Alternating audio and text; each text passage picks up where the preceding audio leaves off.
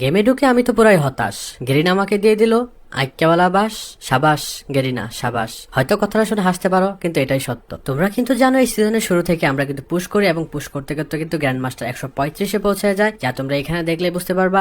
And পরের দিন যখন আমরা গেমে ঢুকলাম, গেমে ঢুকার পর যখন ব্রোঞ্জটা দেখলাম, ভাই এত কষ্ট লাগতেছিল যা বলার মতো না। এই গেরিনা, এই আমার বুকে এত কষ্ট, এটা কি গ্যাস্ট্রিক?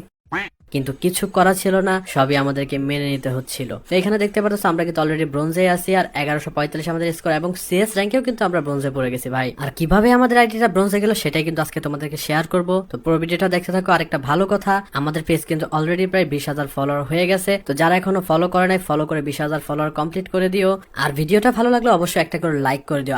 আর আজকে তোমাদের যে আমার প্রতি ভুল ধারণাটা ছিল সেটা আজকে দূর করার চেষ্টা করবো এই ভিডিওর মাধ্যমে। তো চলো শুরু করা যাক। তো এইখানে কিন্তু যে শুধু আমি একাই ব্রোঞ্জ খেয়েছি সেরকম না বিষয়টা, আমার সাথে আরো অনেকেই এই একই সমস্যার জন্য ব্রোঞ্জ খেয়েছে। তো এখানে প্রথমে দেখাচ্ছি যে আর গেমিং নামে একজন, সেও কিন্তু একই সমস্যার কারণে ব্রোঞ্জ খাইছে। এরপরে দেখাচ্ছি, দেখো ইয়াসিন ভাই নামে আরেকটা প্লেয়ার ছিল, সেও কিন্তু একই কারণে ব্রোঞ্জ